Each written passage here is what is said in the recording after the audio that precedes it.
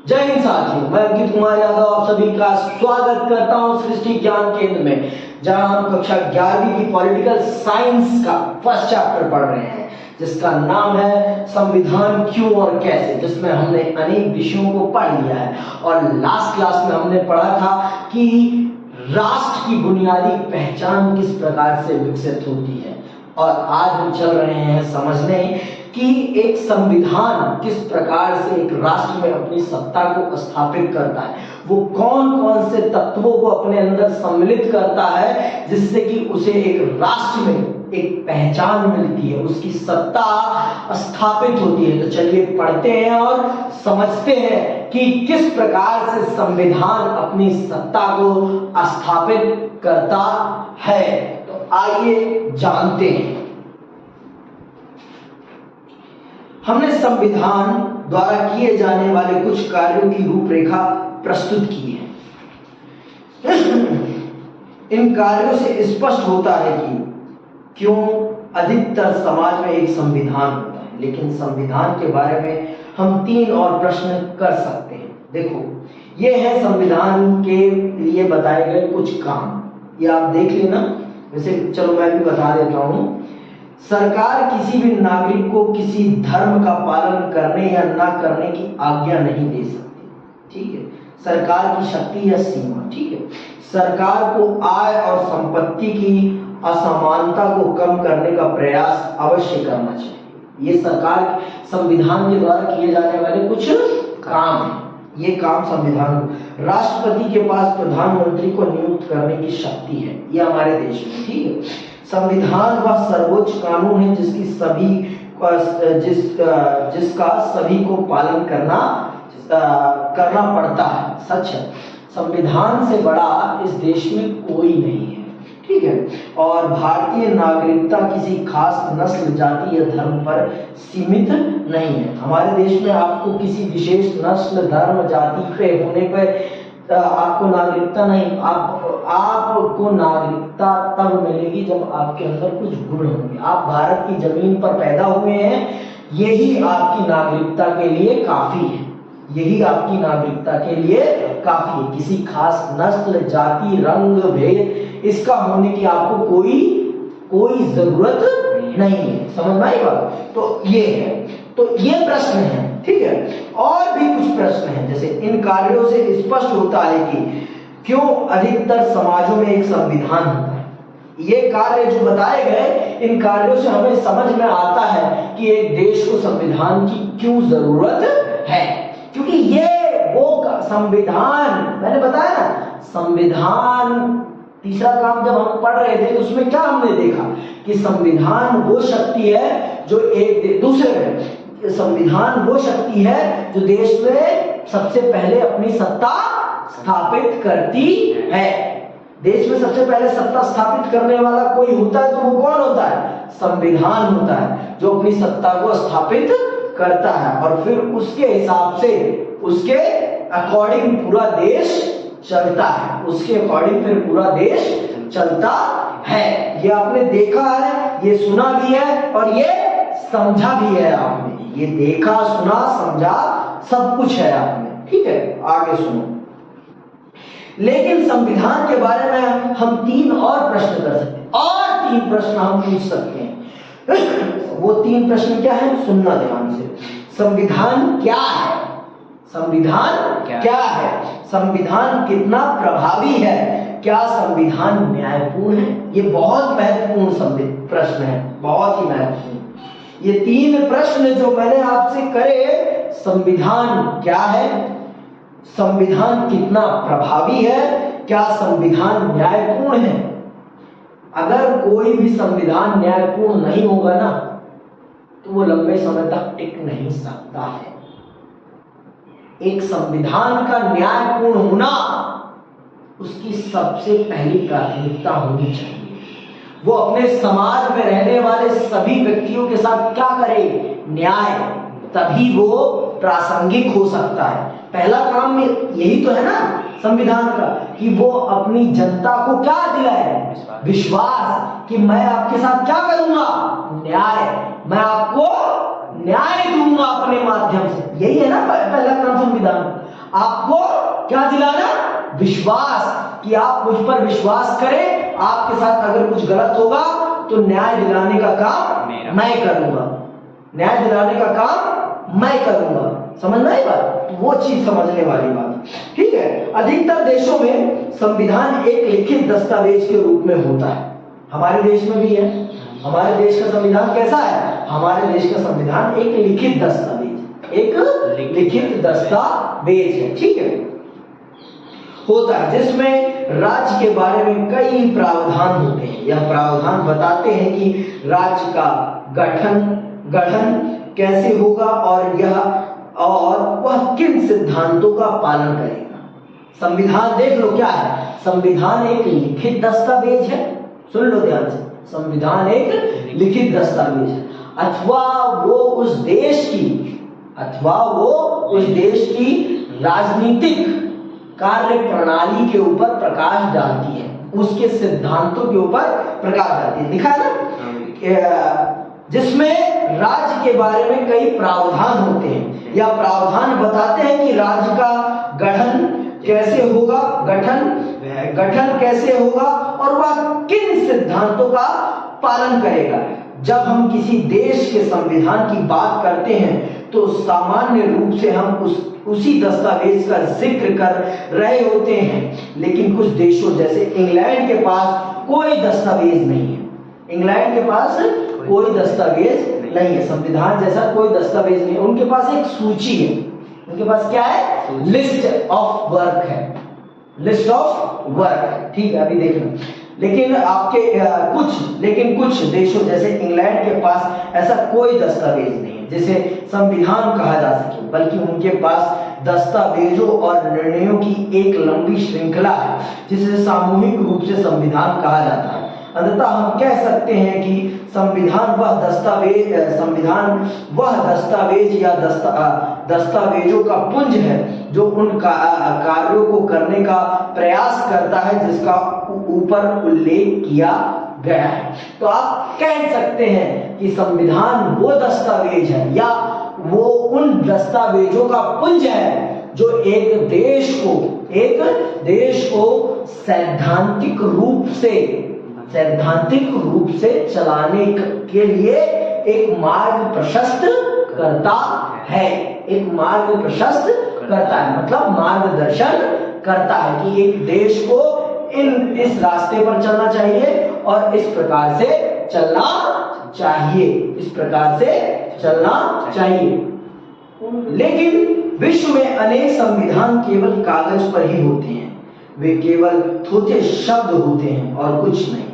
महत्वपूर्ण प्रश्न यह है कि कोई संविधान कितना प्रभावी है, उसे कौन सी बात प्रभावी बनाती है, कौन सी बात यह सुनिश्चित करती है कि लोगों के जीवन पर वास्तव में उसका प्रभाव पड़ा है। संविधान का प्रभावी होना अनेक कारणों पर निर्भर करता है। देखो, सबसे बड़ी चीज, अगर संविधान प्रभावशाली नहीं है ना तो वो सिर्फ एक थोथी किताब रह जाएगा। अगर वो इफेक्टिव नहीं है तो वो सिर्फ रद्दी, उसके अलावा कुछ नहीं है। बहुत सारे देशों में संविधान तो बने लेकिन वो संविधान के हिसाब से वो देश नहीं चले, तो उस देश में वो संविधान क्या बन गया? रद्दी किताब बन गई, उसके अलावा उसका कोई महत्व नहीं रहा। संविधान बनाना बड़ी बात नहीं है, संविधान बनाकर उस पर अमल करना बड़ी बात है। और कोई भी संविधान ना कुछ चीजों के ऊपर चलता है, कुछ बातें होती हैं जो उसे सबसे ज्यादा प्रभावी बनाती है, सबसे ज्यादा प्रभावी। जैसे मैंने एक चीज बताई आपको, क्या कि संविधान न्यायपूर्ण होना चाहिए। अगर संविधान अपनी जनता को न्याय दे रहा है तो वो प्रभावी होगा ही होगा, संविधान प्रभावी होगा ही होगा। तो संविधान बनाना बड़ी बात नहीं है, उसको प्रभावशाली बनाना बड़ी बात है, उसको इफेक्टिव बनाना बड़ी बात है, समाज में उसका दबदबा हो, ये करना बड़ी बात है। तो चलिए अब हम चल रहे हैं समझने कि एक संविधान में वो कौन सी बातें होती हैं जो एक संविधान को क्या बनाती हैं, इफेक्टिव।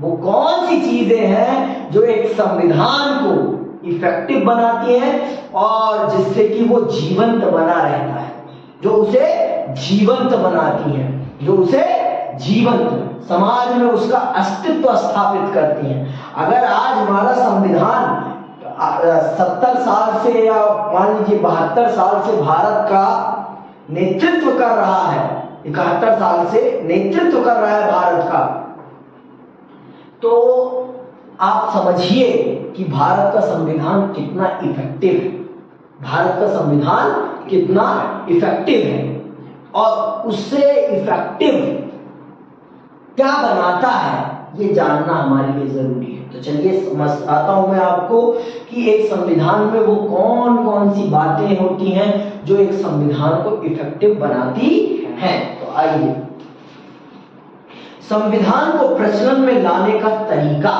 प्रचलन, ठीक है, इसका मतलब है कि कोई संविधान कैसे अस्तित्व में आया, किसने संविधान बनाया और उसके पास इसे बनाने की कितनी शक्ति थी। देखो, संविधान को इफेक्टिव बनाने का सबसे पहला तरीका है कि उस संविधान को बना कौन रहा है, उस संविधान को बना कौन रहा है, उस संविधान को कौन बना रहा है, ये सबसे बड़ी बात होती है। जैसे घर में भी होता है, ऑर्डर किसका है। अगर आप भाई का ऑर्डर हो तो आप इतनी तेजी से उस पर हरकत नहीं दिखाएंगे, लेकिन वही पापा का ऑर्डर हो तो फौरन काम होगा ना। वही चीज है, संविधान को बना कौन रहा है, संविधान को बना कौन रहा है, वो उसकी इफेक्टिवनेस को प्रभावित करता है। सबसे ज्यादा प्रभावशाली बनाने में उसे बनाने वाले लोगों का बहुत बड़ा योगदान होता है, ये जान लो आप। संविधान को प्रभावशाली बनाने में उसे बनाने वाले लोगों का भी बहुत बड़ा योगदान होता है। तो जैसे कि हम जानते हैं, भारत का संविधान किन्होंने बनाया? भारत का संविधान भारत के उस समय के सबसे ज्यादा लोकप्रिय नेताओं ने बनाया, जिनका जनता पर विश्वास था और जनता का उन पर विश्वास था।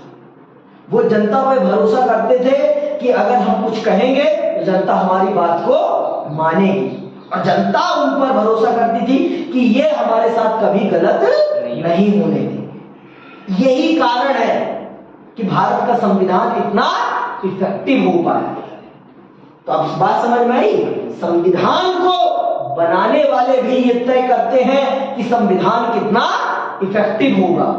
संविधान को बनाने वाले भी ये तय करते हैं कि संविधान कितना इफेक्टिव होगा। आगे सुनो, अनेक देशों में संविधान इसलिए निष्प्रभावी होते हैं क्योंकि वे सैनिक शासकों या ऐसे अलोकप्रिय नेताओं के द्वारा बनाए जाते हैं जिनके पास लोगों को अपने साथ लेकर चलने की क्षमता नहीं होती। जिन देशों में संविधान अलोकप्रिय होते हैं, निष्प्रभावी होते हैं, अनइफेक्टिव होते हैं, उन देशों में उसका अनइफेक्टिव होने का सबसे बड़ा कारण क्या है? उसका सबसे बड़ा कारण है ऐसे लोगों के द्वारा बनाया जाए ना संविधान, ऐसे लोगों के द्वारा संविधान का बनाया जाना जिनका जनता में कोई जनादेश नहीं है, जिन पर जनता को तनिक भी विश्वास नहीं है। तो अगर ऐसे लोग बनाएंगे संविधान तो संविधान टिक नहीं पाएगा, संविधान टिक नहीं पाएगा। ये बात आप जान लीजिए। संविधान ऐसे ही लोगों के द्वारा बनाया जाना चाहिए जिनका जनता में क्या हो? जनादेश। क्या हो? जनादेश, अर्थात जिन पर जनता क्या करती हो? विश्वास। जिन पर क्या करती हो जनता? विश्वास।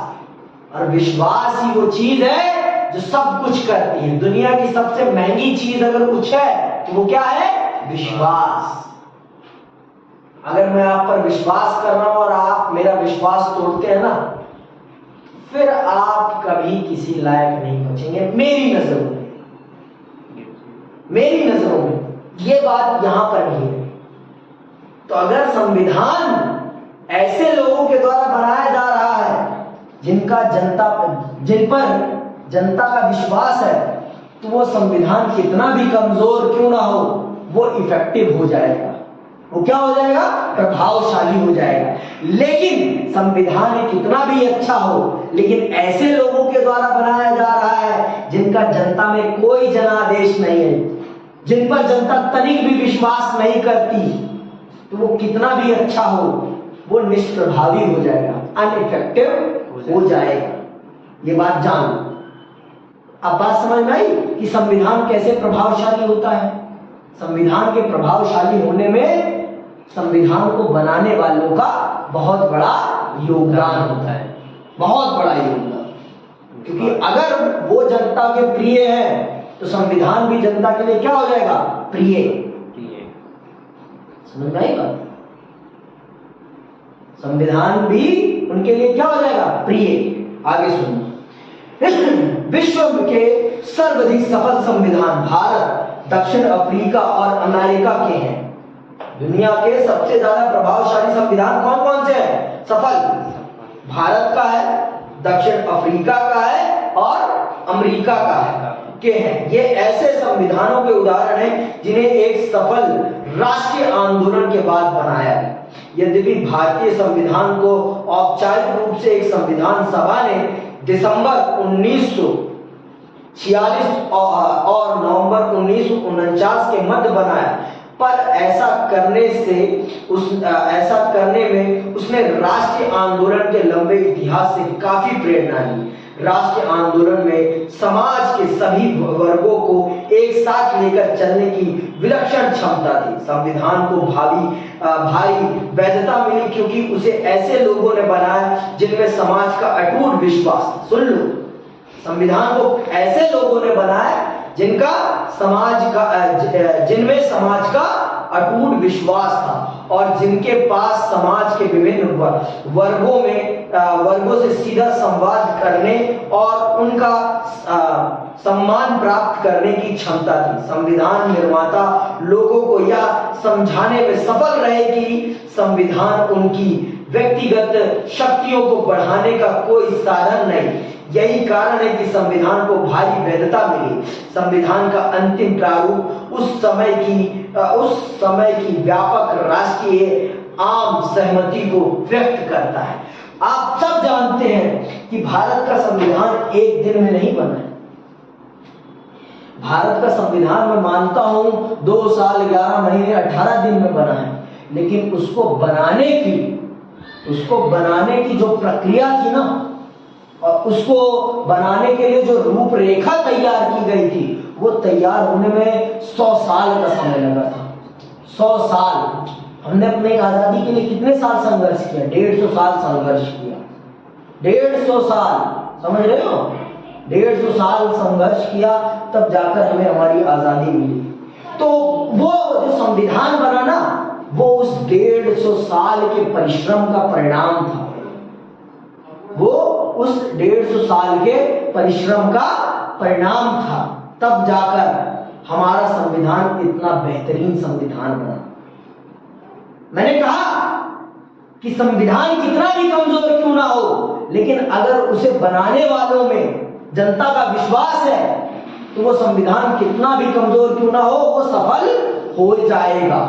लेकिन अगर जनता का जो लोग संविधान बना रहे हैं उन पर विश्वास नहीं है, तो वो संविधान कितना भी अच्छा क्यों ना हो, वो कभी टिक नहीं पाएगा। ये बात जान लो आप। आई बात समझ में? तो हमारा संविधान उन लोगों ने बनाया था जिन लोगों ने भारत की आजादी के लिए देश को एकजुट किया था, भारत को एकजुट किया था और भारत की जनता का क्या किया था? प्रतिनिधित्व किया था। पंडित जवाहरलाल नेहरू, सरदार वल्लभ भाई पटेल, डॉक्टर भीमराव अंबेडकर, डॉक्टर राजेंद्र प्रसाद, बड़े बड़े लोग जिनकी जनता में क्या थी? बहुत ही ख्याति थी, लोकप्रिय, बहुत ही लोकप्रिय लोगों ने बनाया था और इन पर जनता आंख मूंद कर विश्वास करती थी। मौलाना आजाद साहब बहुत बड़े बड़े लोग थे, सर्वपल्ली राधाकृष्णन, बहुत बड़े बड़े लोगों ने भारत के संविधान को बनाने में योगदान किया। समझ में आई बात? और ये ऐसे लोग थे जिन पर जनता क्या करती थी? विश्वास। इसीलिए ये संविधान, भारत का संविधान प्रभावशाली होता है। मैं मानता हूं कि भारत का संविधान 1946 से 1949 के बीच में बन के तैयार होता है, लेकिन इसको बनाने के लिए जो रूपरेखा होती है वो कितने सालों की होती है? वो 150 सालों की होती है। 150 साल। समझ में आई बात? इतना बड़ा संघर्ष के बाद हमारा देश आजाद होता है, और फिर आजाद होता है तो हमने आंदोलन के समय पर ही बहुत सारे विषयों पर क्या आम सहमति बना ली थी कि हम ऐसा देश बनाएंगे अपना। आजाद होने के बाद हमारा देश ऐसा होगा, हम ऐसी रूपरेखा से अपने देश को चलाएंगे, हम ऐसे रूपरेखा से अपनी देश को चलाएंगे। समझ में आई बात? तब जाके भारत बना है। भारत एक दिन में नहीं बना है। भारत एक दिन में नहीं बना है। भारत का संविधान, और भारत के संविधान को लल्लू पंजू लोगों ने नहीं बनाया है। भारत के संविधान को उन लोगों ने बनाया है जिन पर जनता क्या करती थी? अटूट विश्वास। विश्वास नहीं, अटूट विश्वास। जनता को भरोसा था कि ये लोग हमारे साथ कभी भी गलत नहीं कर सकते, और इनको भी भरोसा था कि अगर हम ये बनाएंगे, हम कुछ बनाएंगे तो हमारी जनता उस पर अमल करेगी, हमें ना उम्मीद नहीं करेगी। इसलिए भारत का संविधान सफल है। समझ में आई बात? आगे सुनिए। कुछ देशों ने अपने संविधान पर पूर्ण जनमत संग्रह कराया, जिसमें सभी लोग अपनाए जा रहे संविधान के पक्ष या विपक्ष में राय देते हैं। भारतीय संविधान पर ऐसा कोई जनमत संग्रह नहीं हुआ, लेकिन इसे लोगों की ओर से प्रबल शक्ति प्राप्त थी, क्योंकि यह बहुत ही लोकप्रिय नेताओं की सहमति और समर्थन पर आधारित था, और लोगों ने उनके प्रावधानों पर अमल करके उसे अपना लिया। अंततः संविधान बनाने वालों का प्रभाव भी एक हद तक संविधान की सफलता की संभावना सुनिश्चित करता है। तो ये जान लो, संविधान को सफल और असफल करने में संविधान को बनाने वाले भी बहुत बड़ी भूमिका निभाते हैं। संविधान को बनाने वाले भी बहुत बड़ी भूमिका निभाते हैं। अब अगला पॉइंट, अब ये समझो कि संविधान को दूसरी वो कौन सी चीज होती है जो प्रभावी बनाती है? वो दूसरी वो कौन सी चीज होती है? तो सुनना, संविधान के मौलिक प्रावधान। संविधान के मौलिक प्रावधान आप सब जानते हैं, आप जानते हैं इस बात को कि हमारा संविधान हमें कुछ अधिकार मुहैया कराता है, हमें कुछ अधिकार मुहैया कराता है। बखूबी जानते हैं इस बात, है ना, कि हमारा संविधान हमें कुछ अधिकार मुहैया कराता है, और उन्हीं अधिकारों को वो बहुत अच्छे से प्रोटेक्ट भी करता है। ये भी जानते हैं। अभी सुनना ध्यान से, चलो पढ़ के समझाते हैं हम आपको बेहतरीन तरीके से। एक सफल संविधान की यह विशेषता है कि वह प्रत्येक व्यक्ति को संविधान के प्रावधानों का आदर करने का कोई कारण अवश्य देता है। एक सफल संविधान वही होता है जो अपने हर नागरिक को कोई ना कोई एक ऐसा कारण देता है कि उसका हर नागरिक उसमें विश्वास करे, भरोसा करे।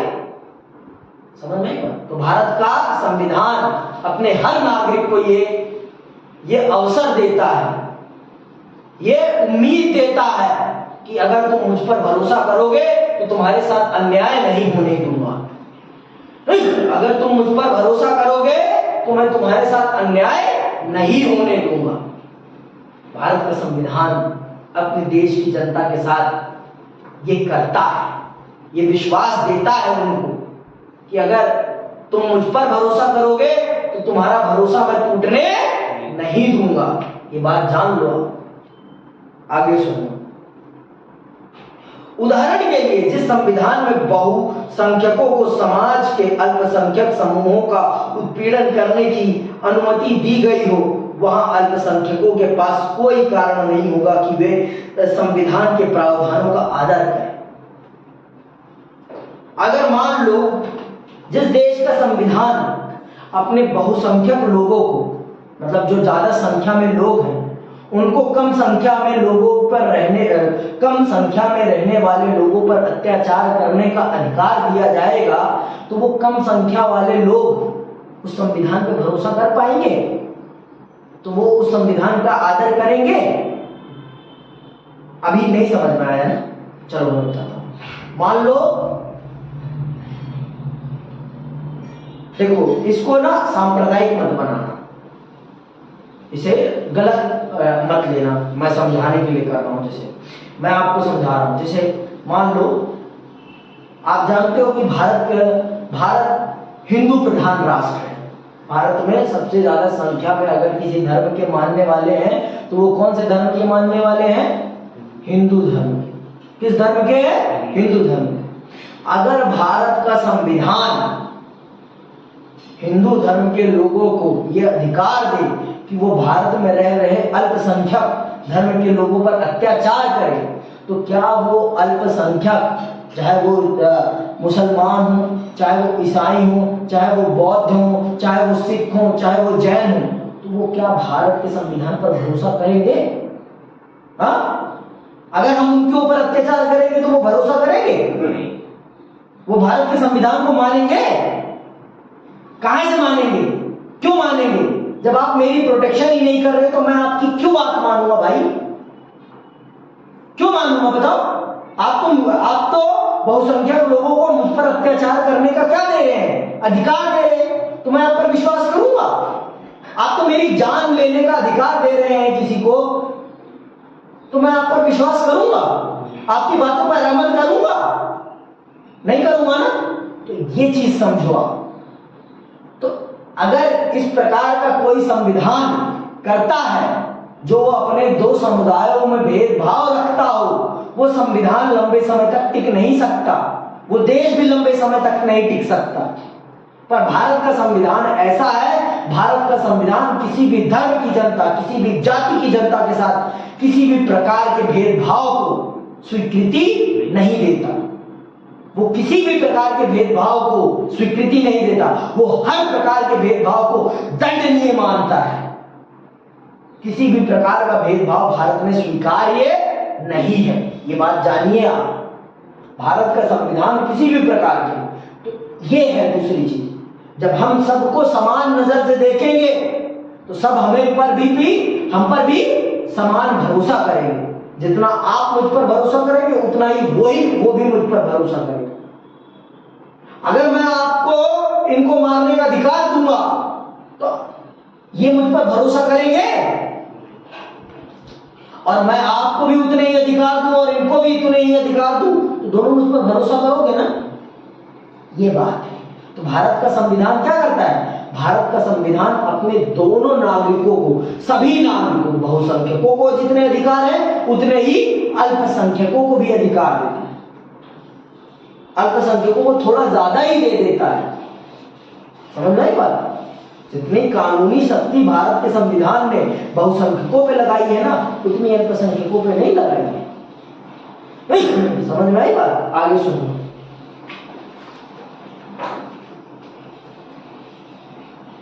वहां अल्पसंख्यकों के पास कोई कारण नहीं होगा कि वे संविधान के प्रावधानों का आदर करें। कोई संविधान अन्य लोगों की तुलना में कुछ लोगों को ज्यादा सुविधा देता है या सुनियोजित ढंग से समाज के छोटे मोटे समूहों की शक्ति को और मजबूत करता है, तो उसे जनता की निष्ठा मिलनी बंद हो जाएगी। अगर कोई भी संविधान अपने नागरिकों में भेदभाव करेगा तो वो संविधान एक न एक दिन बर्बाद हो जाएगा। एक न एक दिन उस संविधान का बर्बाद होना पक्का है, और उस देश का भी बर्बाद होना पक्का है। जैसे हमारे पड़ोसी देश पाकिस्तान बर्बाद हो रहा है, जैसे हमारा पड़ोसी पाकिस्तान बर्बाद हो रहा है। क्यों बर्बाद हो रहा है? क्योंकि उसने अपने देश में धार्मिक अल्पसंख्यकों के साथ अत्याचार किया। उसने अपने देश में धार्मिक कम संख्या में रहने वाले धर्म के लोगों के साथ क्या किया? अत्याचार किया। इसीलिए आज वो बर्बाद हो रहा है। ईश्वर एक ही है, ईश्वर एक ही है। आप अत्याचार करोगे ना तो आप पर भी अत्याचार होगा, ये जान लो। ईश्वर एक ही है, उसी का नाम राम भी है, उसी का नाम रहीम भी है, उसी का नाम वाहेगुरु जी भी है, और उसी का नाम महावीर भी है, उसी का नाम बौद्ध भी है, गौतम बुद्ध भी वही है, और वही है ईसा मसीह, सब वही है, एक ही है। ये बात जानो आप। और अत्याचार करोगे तो आप पर भी अत्याचार होगा, आप भी बर्बाद होंगे। पाकिस्तान ने अपने अल्पसंख्यकों को बर्बाद किया, आज वो भी कटोरा लेकर क्या मांग रहा है? भीख। समझ में आई बात? जो दूसरों के लिए गड्ढा खोदेगा वो खुद ब खुद एक दिन उस गड्ढे में गिरेगा, खुद ब खुद। भारत को बर्बाद करने की सोच रहा था, खुद ही हो गया। हाँ, अब बात समझ में आई? भारत को बर्बाद करने चला था, खुद ही बर्बाद हो रहा है, और उसके देश की जनता ही उसे बर्बाद कर रही है। उसके देश की जनता ही उसे बर्बाद कर रही है। सबसे ज्यादा चोर अगर कहीं के लोग हैं ना, पाकिस्तान के लोग सबसे ज्यादा टैक्स चोरी करते हैं। अपने देश को बर्बाद करने में सबसे बड़ा भूमिका वही निभा रहे हैं। आतंकवादी भी यही है। हाँ, आतंकवादी भी वही है। समझ में आई बात? ठीक है, आगे सुनो। यदि कोई समूह यह महसूस करे कि उसकी पहचान को दबाया जा रहा है, तो उसके पास संविधान को मानने का कोई कारण नहीं होगा। कोई भी संविधान खुद से न्याय के आदर्श स्वरूप की स्थापना नहीं करता, लेकिन उसे लोगों को विश्वास दिलाना पड़ता है कि वह बुनियादी न्याय को प्राप्त करने के लिए ढांचा उपलब्ध कराता है। आप इस विचार को प्रयोग में लाएं। स्वयं अपने से यह प्रश्न पूछिए, समाज के कुछ बुनियादी नियमों में से कौन सी चीजें होनी चाहिए जिनसे सभी लोगों को उन्हें मानने का एक कारण मिल सके। कोई संविधान अपने सभी नागरिकों की स्वतंत्रता और समानता की जितनी अधिक सुरक्षा करता है, उसकी सफलता की संभावना उतनी ही बढ़ जाती है। मोटे तौर पर कहें तो क्या भारतीय संविधान प्रत्येक नागरिकों को एक ना एक ऐसा कारण देता है जिससे वह उसकी सामान्य रूपरेखा का समर्थन कर सके।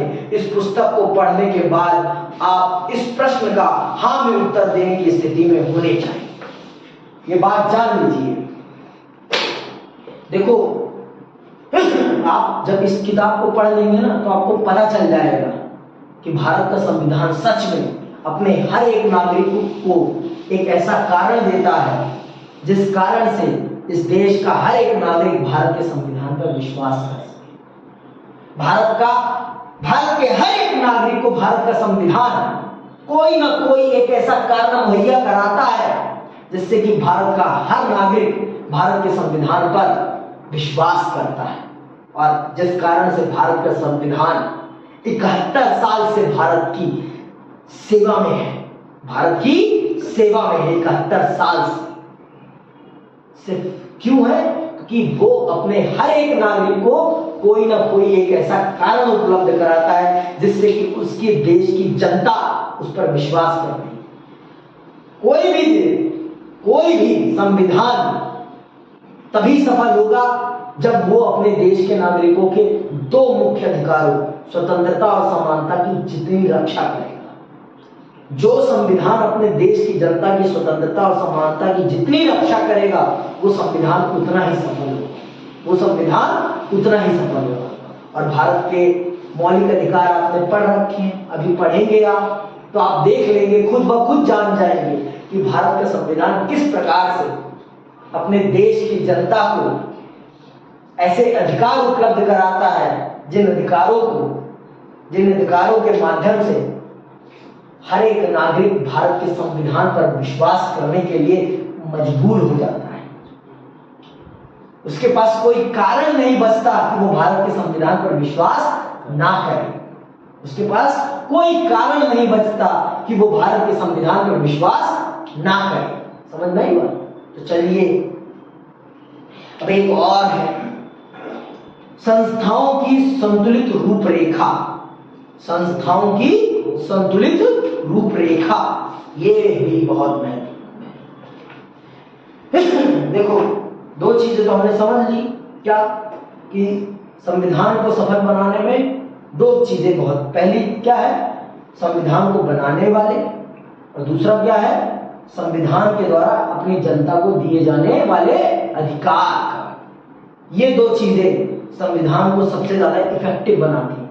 एक तीसरी भी चीज है, एक तीसरी भी चीज है, और वो चीज है जो संविधान को सच में समाज पर स्थापित करती है। वो है संविधान की संस्थाएं, इंस्टीट्यूशन, कॉन्स्टिट्यूशनल इंस्टीट्यूशन, जो संविधान के हाथ पांव है, जो सच में संविधान को अमली जामा पहनाते हैं, वास्तविक रूप में स्थापित करने में लगते हैं। तो अब हम चल रहे हैं उनके बारे में समझने। संस्थाओं की संतुलित रूपरेखा।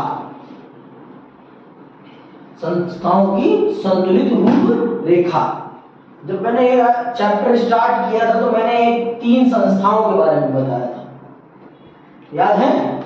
3 संस्थाएं, संविधान के 3 संस्थाएं, हाँ याद है? संविधान की 3 संस्थाएं बताई थी मैंने। 3 संस्थाएं, पहली है आपकी, सुन लो आप ध्यान से, कार्य प्राणी पालिका, पालिका, कार्य पालिका, फिर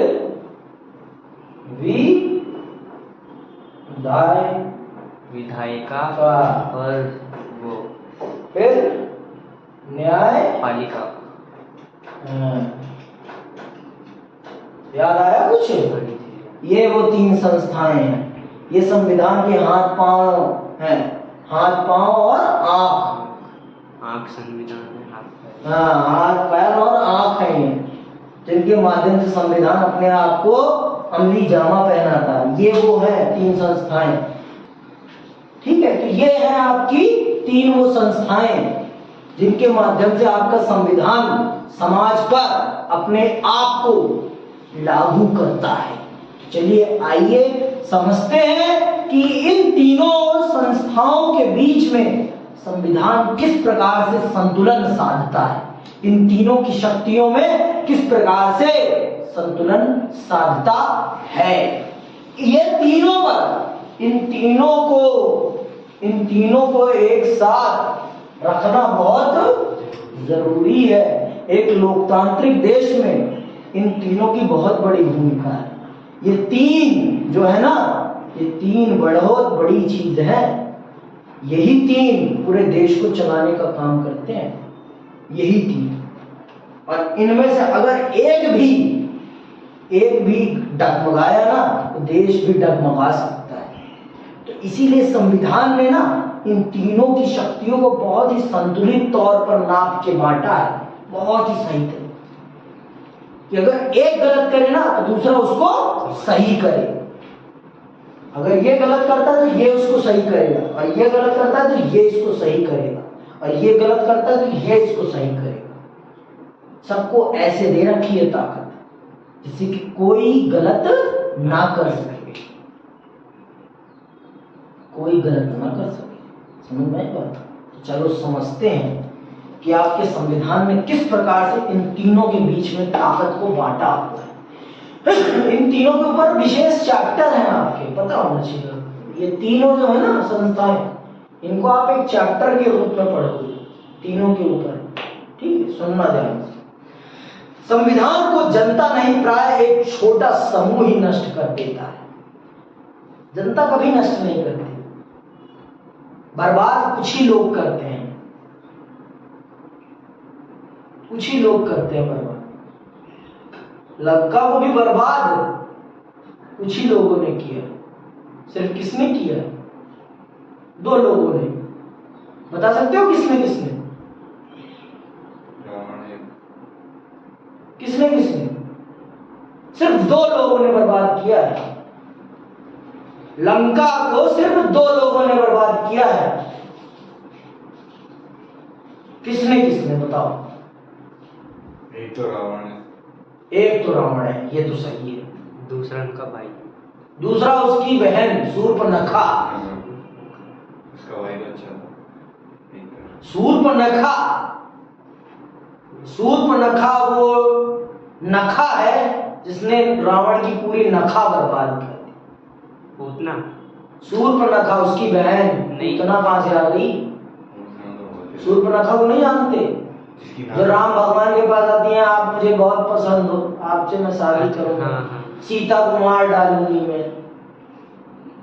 जो लक्ष्मण क्या करते हैं? तू मेरी भाभी को मारेगी, तेरी नाखी उड़ा दूंगी मैं। याद है कुछ? वो देख रहे हो आप? समझ रहे हो ना? ये चीज समझो। This is a diplomacy. यहां पर भी बर्बाद, किसी भी देश को बर्बाद कुछ ही लोग करते हैं। जैसे पाकिस्तान को बर्बाद अगर किसी ने किया है ना, वहां की सेना ने किया है। वहां की सेना ने किया है। पाकिस्तान को बर्बाद वहां की सेना ने किया है। बहुत लोग मानते हैं कि वहां के पॉलिटिशियंस ने बर्बाद किया है। पॉलिटिशियंस को वहां सेना के हाथ की क्या है? कठपुतली। क्या है? कठपुतली।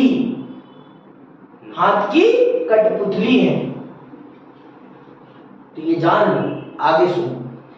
क्योंकि वह अपनी शक्तियां बढ़ाना चाहता है। ढंग से बनाए संविधान में शक्तियों को इस प्रकार बांट दिया जाता है जिससे कोई एक समूह संविधान को नष्ट ना कर सके। संविधान की रूपरेखा बनाने की एक कारगर विधि यह सुनिश्चित करना है कि किसी एक संस्था का सारी शक्तियों पर एकाधिकार न हो। ऐसा करने के लिए शक्तियों को कई संस्थाओं में बांट दिया जाता है। समझ में आई बात? किसी एक को अगर आप ताकत दे दोगे ना, तो वो पूरा देश बर्बाद कर देगा, पूरा देश। आपको पता होना चाहिए कि हमारे देश में ना प्रधानमंत्री जी भी ताकतवर नहीं है। प्रधानमंत्री जी तभी तक ताकतवर है जब तक उनको क्या है? विधायिका में क्या मिला हुआ है? बहुमत। और जिस दिन उन्होंने अपना बहुमत खो दिया, उस दिन उनके नीचे से कुर्सी भी चली जाएगी। प्रधानमंत्री जी भी ताकतवर नहीं है, वो भी भ्रम में ना रहे। कोई भी भ्रम में नहीं रह सकता कि मैं बन गया हूं राजा। ये वाली फीलिंग कोई नहीं ले सकता लोकतंत्र में, कोई भी नहीं ले सकता। क्योंकि आप तभी तक ताकतवर हैं जब तक आप अपनी क्या किसमें है? सीमा में। If you crossing your limits, तो आपकी भी लिमिट काट दी जाएगी। समझ में आई बात? आपकी भी लिमिट काट दी जाएगी। ये बात जानिए। आप अपनी लिमिट्स मत क्रॉस करिए। समझ में आई बात? भारत के संविधान में अपनी हर संस्था को, इन तीनों संस्थाओं को नाप के ताकत दी है। नाप के जिसे कहते हैं। तू इतनी रख, तू इतनी रख, तू इतनी रख। न तू उससे ज्यादा है, न तू उससे ज्यादा है, न तू उससे ज्यादा है। तीनों को एक बराबर बनाया है। तीनों को क्या बनाया? एक बराबर। और तीनों एक दूसरे के कामों में इंटरफेयर नहीं करेंगे। और पर अगर आप अपने काम से बाहर जाकर कोई काम करेंगे तो फिर इंटरफेयर होगा, आपको सही लाइन में लाएंगे। तो सबसे बड़ा काम है संविधान का क्या? कि अपनी संस्थाओं के बीच में शक्ति का संतुलित रूप में बंटवारा करना, जिससे कि देश में अराजकता पैदा ना हो, देश में किसी एक का कोई एक इतना ताकतवर ना हो जाए कि वो देश को ही बर्बाद कर दे। ताकत को बांटना, ताकत को सही ढंग से बांटना भी एक बड़ा काम है। ताकत को सही ढंग से बांटना भी एक बड़ा काम है। आगे सुनो। उदाहरण के लिए भारतीय संविधान शक्ति को एक समान धरातल पर विधायिका, कार्यपालिका और न्यायपालिका जैसी संस्थाओं और स्वतंत्र संवैधानिक निकाय जैसे निर्वाचन आयोग आदि में बांट देता है। इससे यह सुनिश्चित हो जाता है कि यदि कोई एक संस्था संविधान को नष्ट करना चाहे तो अन्य दूसरी संस्थाएं उसके अतिक्रमण को नियंत्रित कर लेगी। अवरोध और संतुलन के कुशल प्रयोग ने भारतीय संविधान की सफलता सुनिश्चित की है। समझ नहीं बात? तो इस चीज ने ये जो संतुलित रूपरेखा है ना भारत के संविधान की ये जो संतुलित रूपरेखा है, इसने भारत के संविधान को इतना सफल बनाया है। भारत के संविधान ने अपनी किसी भी एक संस्था को इतनी ताकत नहीं दे दी है कि वो भारत के संविधान के खिलाफ जाकर कोई काम कर सके। अगर कोई जाने का भी प्रयास करेगा ना तो उसे उसकी लाइन पर लाने के लिए दो और संस्थाएं हैं ना, वो उसे सही लाइन पर लाएंगी, जब मैं इनके बारे में आपको विस्तार से पढ़ाऊंगा ना तब आप समझ जाएंगे कि कैसे ये तीनों एक दूसरे को कंट्रोल करते हैं, कैसे ये तीनों एक दूसरे को कंट्रोल करती हैं। समझ नहीं बात? कैसे ये तीनों एक दूसरे को कंट्रोल करती हैं। समझ नहीं बात? कैसे ये तीनों एक दूसरे को कंट्रोल करती हैं। आगे सुनो। संस्थाओं की रूपरेखा बनाने में इस बात का भी ध्यान रखा जाता है कि उनमें बाध्यकारी मूल्य, नियम और प्रक्रियाओं के साथ अपनी कार्य प्रणाली में लचीलापन का संतुलन होना चाहिए, जिससे वह बदलती आवश्यकताओं और परिस्थितियों के अनुकूल अपने को ढाल सकें। ज्यादा कठोर संविधान परिवर्तन के दबाव में नष्ट हो जाते हैं और दूसरी ओर यदि संविधान अत्यधिक लचीला है तो वह समाज को सुरक्षा और पहचान न दे सकेगा।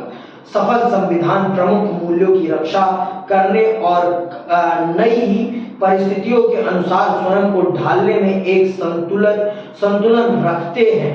आप भारतीय संविधान निर्माताओं की समझदारी को नवे अध्याय में महसूस करेंगे, जिसमें भारतीय संविधान को एक जीवंत दस्तावेज की संज्ञा दी गई है। अपने प्रावधानों में परिवर्तन की संभावना और एक हद तक ठोस रूप में संतुलन बैठाकर संविधान सुनिश्चित करता है कि यह दीर्घायु होगा और जनता का आदर प्राप्त करेगा। इस व्यवस्था से यह भी सुनिश्चित हो जाता है कि कोई भी वर्ग या समूह अपने बलबूते संविधान को नष्ट नहीं कर सकेगा। अंततः यह पता लगाने के लिए कि क्या किसी संविधान की सत्ता मान्य है, आप अपने से 3 प्रश्न पूछ सकते हैं।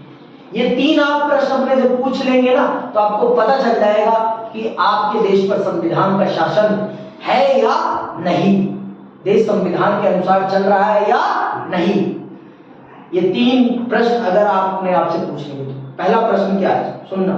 क्या जिन लोगों ने संविधान बनाया वे विश्वसनीय थे? इस प्रश्न का उत्तर इसी अध्याय में आगे मिलेगा। अभी आप पढ़ोगे तो आपको मिल जाएगा कि क्या जिन लोगों ने भारत का संविधान बनाया है, क्या वो लोग भारत की जनता का विश्वास रखते थे? जिन लोगों ने भारत का संविधान बनाया है, क्या भारत की जनता उन पर विश्वास करती थी? बताओ, करती थी कि नहीं करती थी? करती थी। वो भारत के सबसे लोकप्रिय नेता थे भाई। पंडित जवाहरलाल नेहरू, सरदार वल्लभ भाई पटेल, डॉक्टर राजेंद्र प्रसाद, भीमराव अंबेडकर, डॉक्टर सर्वपल्ली राधाकृष्णन, ये वो लोग हैं जिनके एक कहने पर जनता इधर से उधर हो जाती थी। एक कहने पर तो भारत का संविधान उन लोगों ने बनाया है ना जिन लोगों पर जनता अटूट विश्वास करती थी। और वो लोग भी जनता पर विश्वास करते थे कि हम जो बनाएंगे हमारी जनता उसे सफल करके दिखाएगी। समझ में आई बात? ऐसे नहीं है भारत का संविधान इतना सफल। अब बात समझ में आई? आगे आप पढ़ूंगा तो पता चल जाएगा कि भारत का संविधान किन लोगों ने बनाया है और जनता का उन पर कितना विश्वास था, या जनता उन पर कितना विश्वास करती थी। आगे सुनो दूसरा प्रश्न। दूसरा, क्या संविधान ने सुनिश्चित किया था कि सूझबूझ के साथ शक्ति को इस प्रकार संगठित किया जाए कि किसी एक समूह के लिए संविधान नष्ट करना आसान ना हो? और सबसे अधिक महत्वपूर्ण बात यह कि क्या संविधान सबको कुछ कारण देता है कि वे संविधान का पालन करें? इस पुस्तक के अधिकतर हिस्से में इसी प्रश्न का उत्तर दिया गया है। आप ये पुस्तक पढ़ लेंगे तो आपको पता चल जाएगा कि क्या सच भारत का संविधान अपने हर नागरिक को कोई ये एक कारण देता है जिससे कि उसका हर एक नागरिक भारत के संविधान पर विश्वास कर सके। जब आप पढ़ लोगे तो आपको पता चल जाएगा इस चीज का। आगे सुनो, क्या संविधान लोगों की आशाओं और आकांक्षाओं का पिटारा है? संविधान द्वारा लोगों की निष्ठा प्राप्त करने की योग्यता काफी कुछ इस बात पर भी निर्भर करती है कि संविधान न्यायपूर्ण है या नहीं। भारतीय संविधान में न्याय के बुनियादी सिद्धांत क्या है? इस पुस्तक का अंतिम अध्याय इस प्रश्न का उत्तर देगा। जब आप ये पूरी पुस्तक पढ़ लेंगे ना तो आपको इन तीनों प्रश्नों के उत्तर मिल जाएंगे। ये तीनों प्रश्न आपके लिए आसान हो जाएंगे।